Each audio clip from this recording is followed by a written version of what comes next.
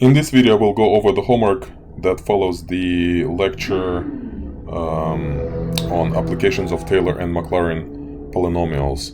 And as always, I hope that you watched the lecture before attempting the homework. And let's go ahead and take a look at the first part of the homework.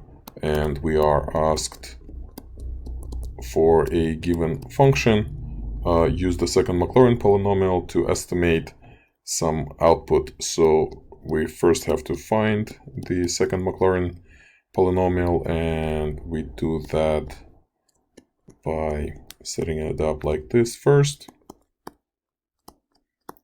And here each coefficient can be found using this formula. So to find the 0th one, we look at the function itself, and the 0th function evaluated at 0 is e to the 0, 1. So a0 is 1. Derivative of the function is the function itself. At 0, it's 1. So a1 is 1. And second derivative is e to the x. Derivative at 0 is also 1. And here we have to divide by 2 factorial according to this formula. So this is 1/2. So it's a well-known fact that the second Maclaurin polynomial for e to the x is 1 plus x plus half of x squared. And what that means, if we graph in Desmos e to the power x and this polynomial, you'll see how this polynomial does a very good job of approximating this exponential function around 0. So if we are looking for the value of this function at -1/4, we can approximate that value by using the polynomial. So here's what we get. And this is actually very computable by hand. We have 3/4 plus 1/32. So common denominator is 32. So we have 25/32, which is approximately 0.78125. And let's check. E raised to the power -0.25. It's pretty close to that value. So the answer is 0.7813.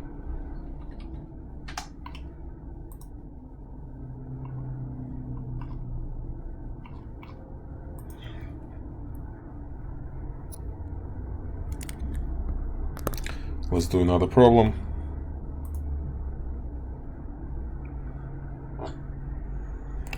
We approximating sine of x. Now this time I'm gonna skip the step, and I'm gonna use the fact that sine of x is actually equal to this. This is the Maclaurin series for sine of x. It's x to the power 2n plus 1 over 2n plus 1 factorial, and I think we have -1 to the power n here. Let me just double check here. That's the sine of x minus 2n. Yeah, that's correct. So how can we use this to find P2?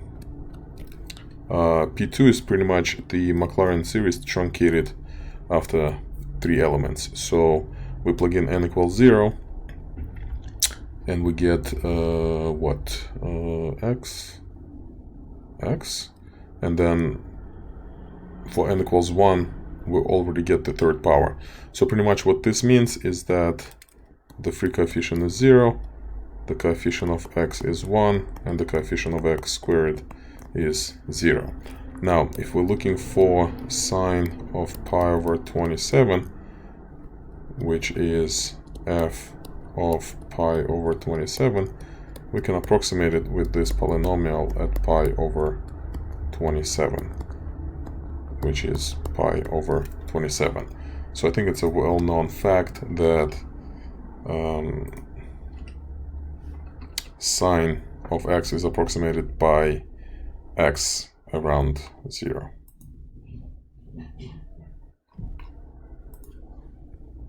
All right. Next question.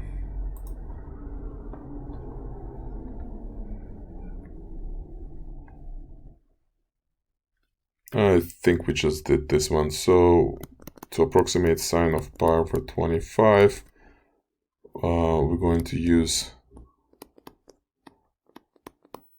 the previous result.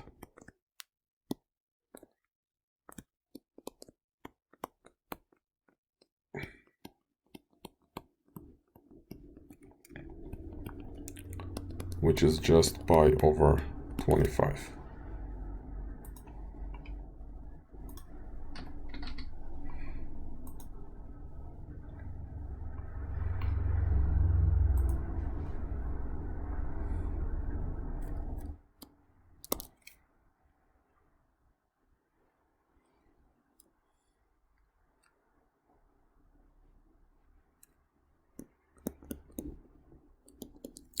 I once again will use a well-known result here.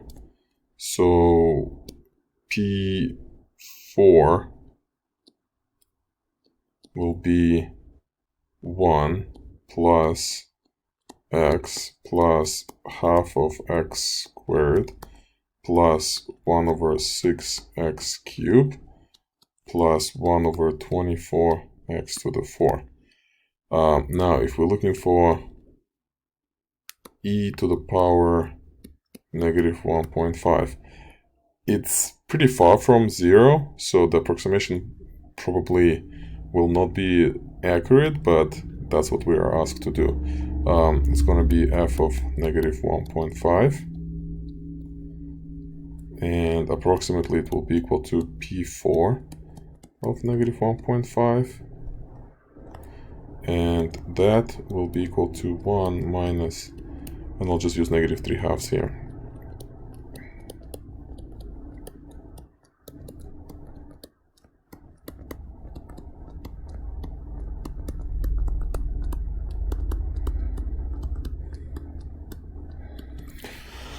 And this is actually very computable. Let's just simplify it.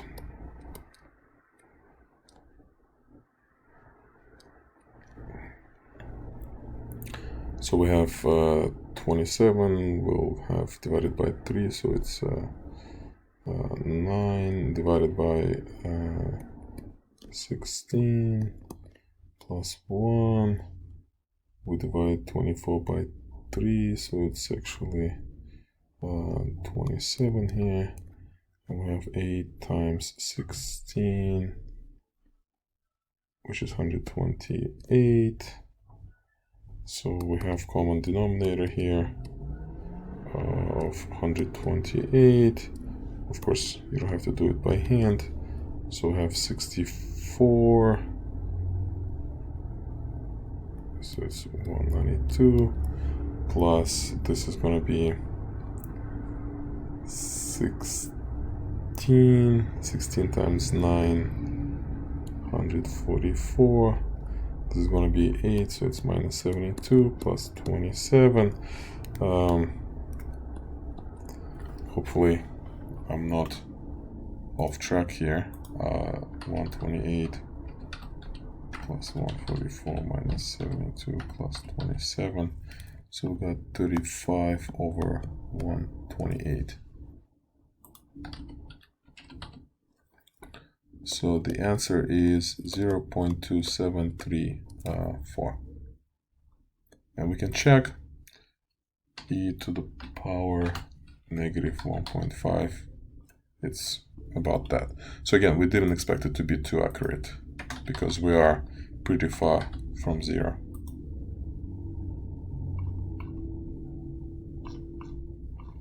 And this is the end of the first part of the homework. And now we can focus on the second part. So in the second part, again, we have plenty of hints. So the function here is cube root of of x, and we're gonna center it at x equals 4, and we're gonna find the 4th degree Taylor polynomial.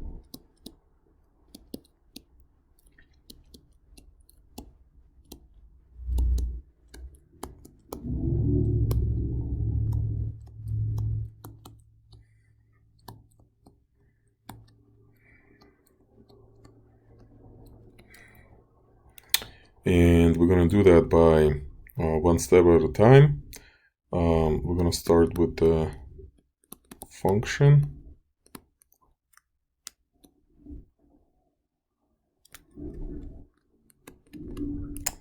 The derivative is 1/3 x to the power negative 2/3.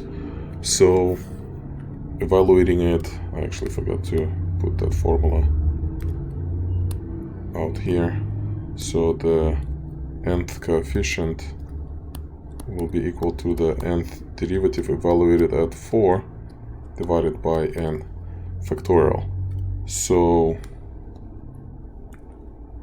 to find the 0th coefficient, we're going to evaluate the function at 4, and the 0th coefficient is just 4 to the power 1/3. Now evaluate the derivative at 4, and we get 1/3 times 4 to the power 2/3. So the first coefficient will be that. Now let's find the second derivative.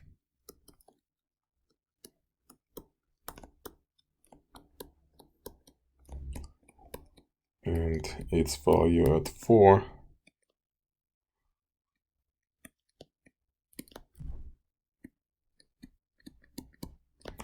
So the second coefficient will be half of that, because we divide by 2 factorial.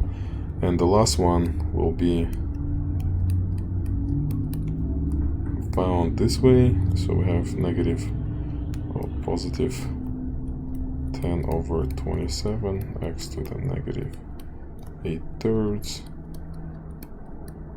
Third derivative at 4 will be 10/27 times 4 to the power 8/3. So to find the third one, we divide everything by 3 factorial, which is 6. So we'll reduce the numerator by 2 and add another 3 to the denominator. This is our polynomial of degree 4. 4 to the power 1/3 plus 1/3 4 to the power 2/3 x minus 4 plus, or rather minus 1/9 times 4 to the power 5/3 x minus 4 squared plus 5/81 times 4 to the power 8/3 x minus 4 cube. So now that we found the polynomial, the question is, how do we use it to estimate the cube root of 5? So cube root of 5 is equal to the value of this function at 5. And it can be approximated by P4 evaluated at 5. But because P4 is centered around 4, this expression actually becomes somewhat nice, I guess, if you have the ability to compute the roots. So, which kind of seems like if you have the ability to compute the roots, why don't you just compute the cube root of 5? So this exercise fails to highlight the power of this method because it seems pretty stupid what we were doing here. We literally turned it's actually funny. We literally turned what seemed to be a simple task into something that is now very complicated.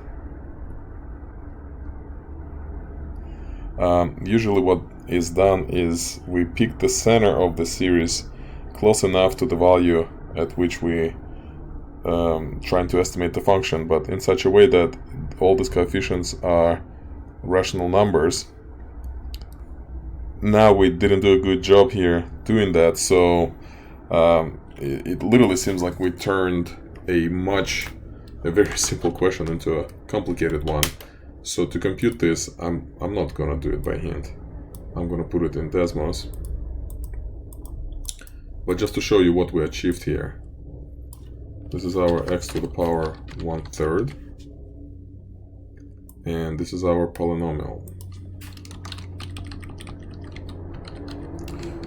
4 to the power 1/3 plus 1 over 3 times 4 to the power 2/3 x minus 4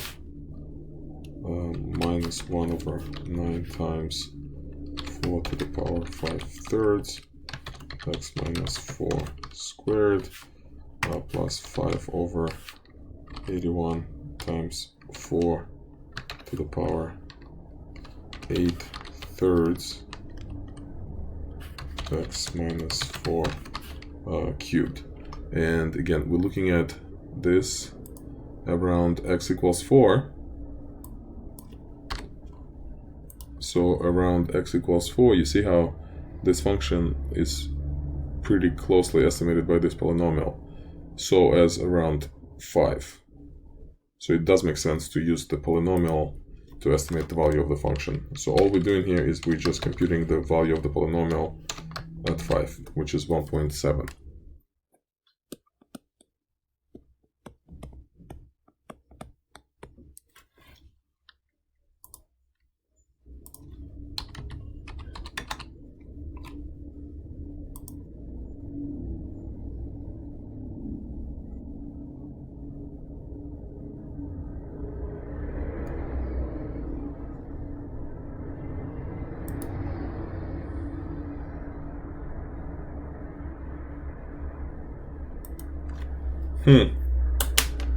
What is a cube root of 5?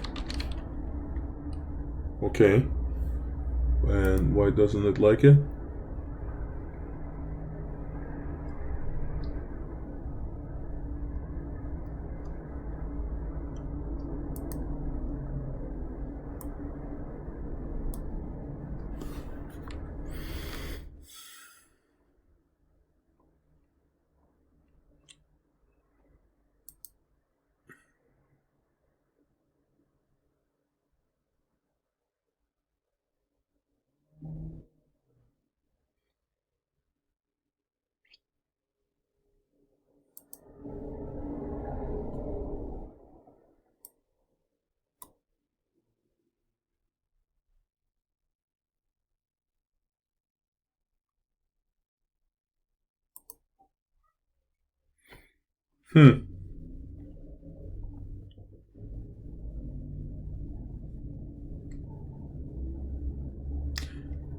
This is, I mean, I'm not even shocked at this point with this experience.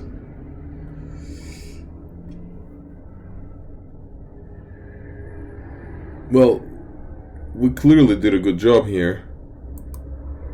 I'm not sure. 1.7102 1 point, I don't know what to tell you.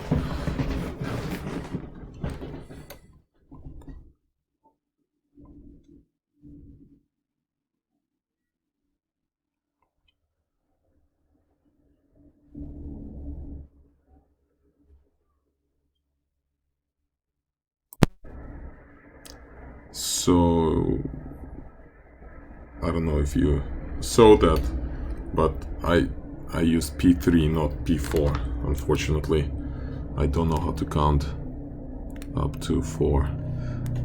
But besides that, the work was pretty good. Just failed at really the first step. So we're going to take this loss and we're going to turn it into a win right now.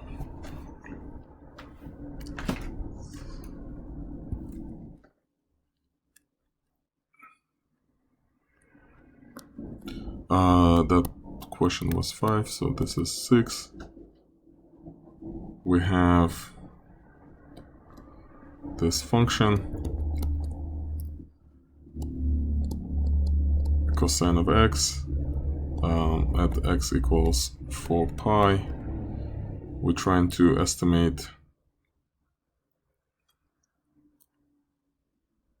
that. So for using P3, so to find P3, we're going to we've done it so many times, so we know exactly what to do by now.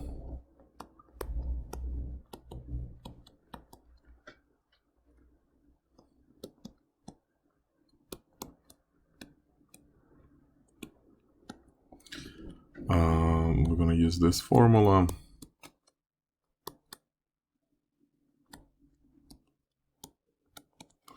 And let's start with the function.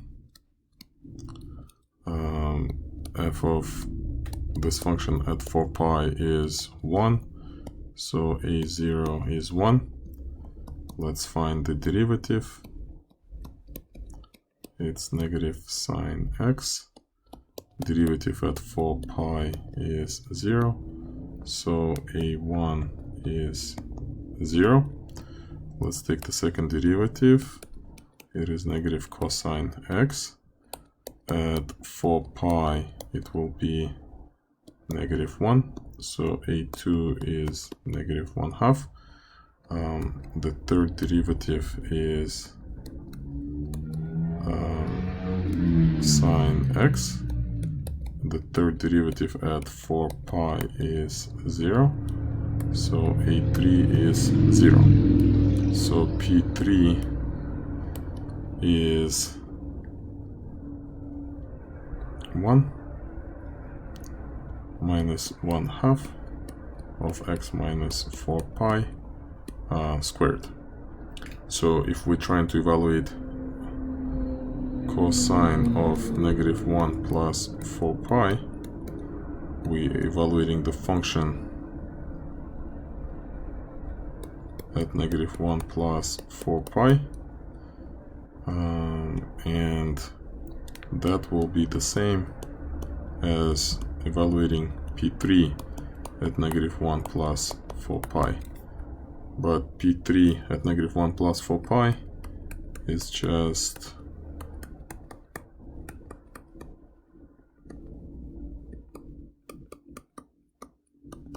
is just 1/2. So cosine of negative 1 is roughly 0.5.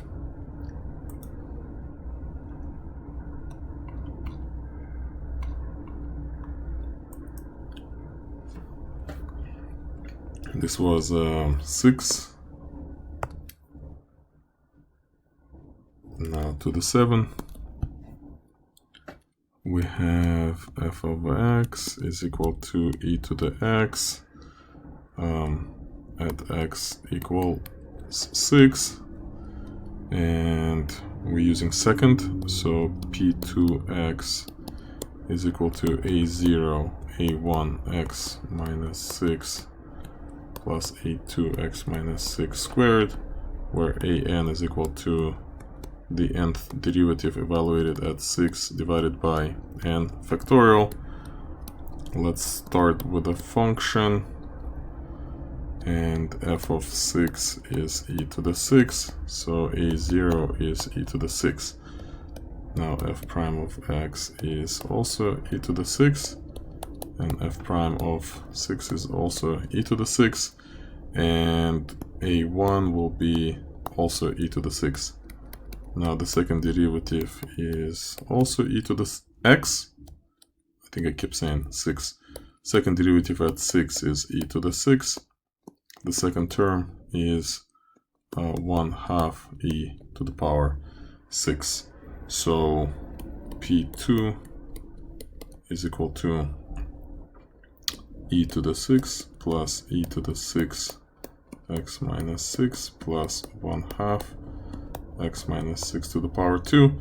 Now if we're looking for e to the 7, e to the 7 is f of 7, but we can approximate f of 7 with p2 of 7, which is e to the 6 plus e to the 6 plus 1/2 e to the 6, and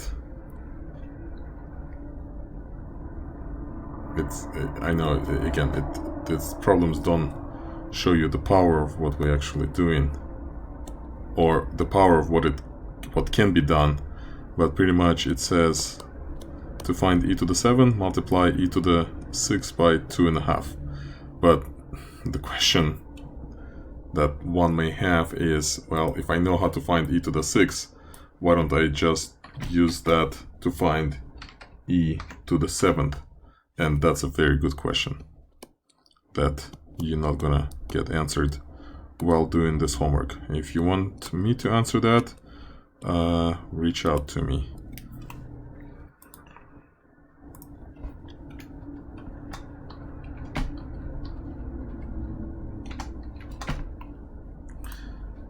We're way off here. The real e to the 7th value is just much bigger. So it's just not a great exercise. All right, let's move on.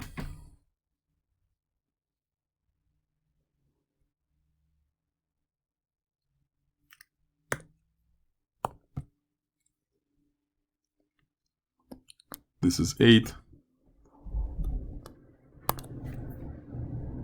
My computer is overheating here. We have a function, cosine of x. We've seen it before. X is pi, so we're going to use what, p4. So p4 is a0 plus a1 x minus pi plus a2 x minus pi squared plus a3 x minus pi cube plus a4 x minus pi to the power 4. And the coefficients can be found using this formula. Oh, it's really overheating. And let's start with the first one. F of pi is -1. So a0 is -1. Derivative is negative sine of x. The derivative at pi is 0. So a1 is 0. The second derivative is negative cosine x. The second derivative at pi is 1. So the second coefficient is 1/2. The third derivative at x is sine x. The third derivative at pi is 0. So the third coefficient is 0. The fourth derivative at x is cosine of x.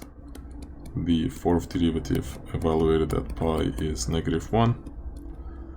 So the fourth coefficient is -1 over 4 factorial, which is 24. So P4 is equal to -1 plus 0 plus a2 x minus pi squared plus a3, which is 0, minus a4 times x minus pi to the power 4. So now, if we looking for cosine of 1 plus pi, so we're trying to evaluate the function at 1 plus pi. We can approximate it by P4 at 1 plus pi.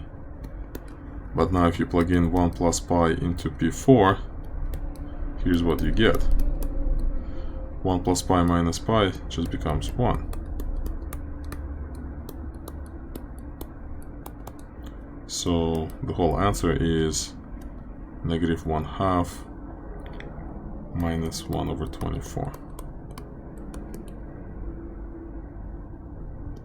So it's -13 over 24.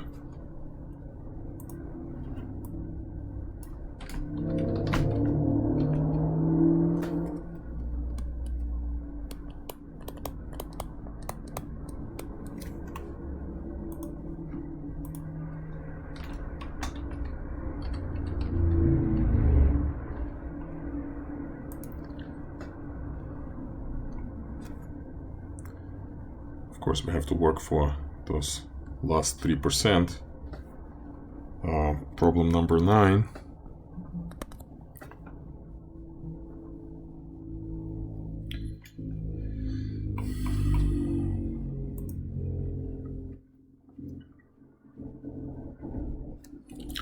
This one should be pretty straightforward. So we have a function, sine of x,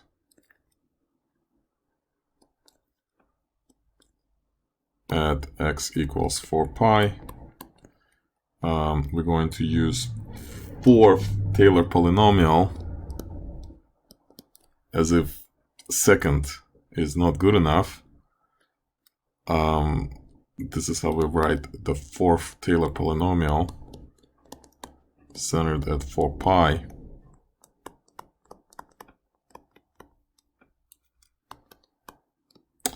Last time I made a mistake. I used third degree polynomial instead of fourth.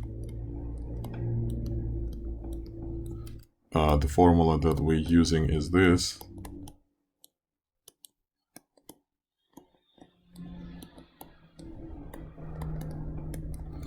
And let's start with the first one. We're going to start with the function.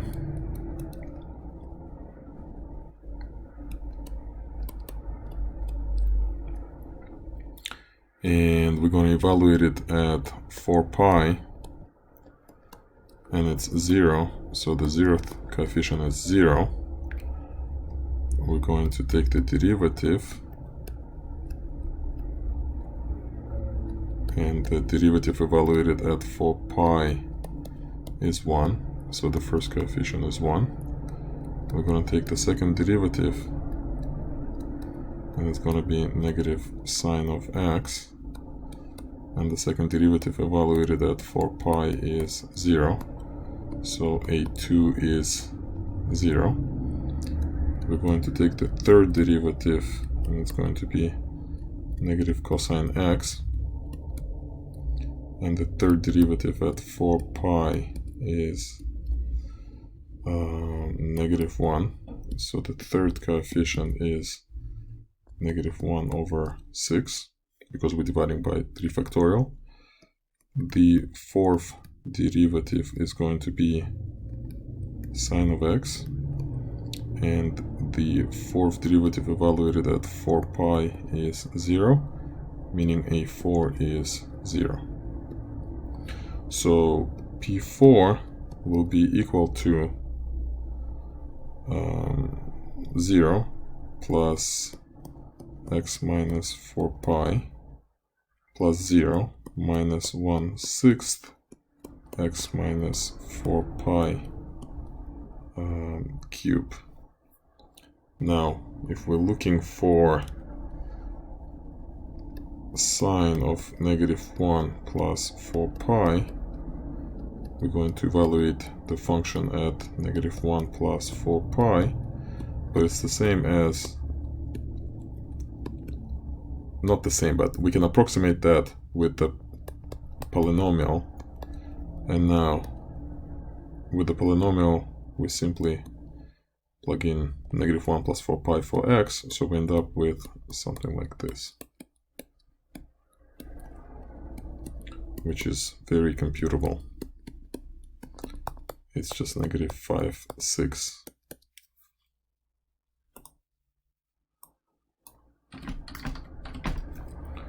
Which is approximately -0.8333.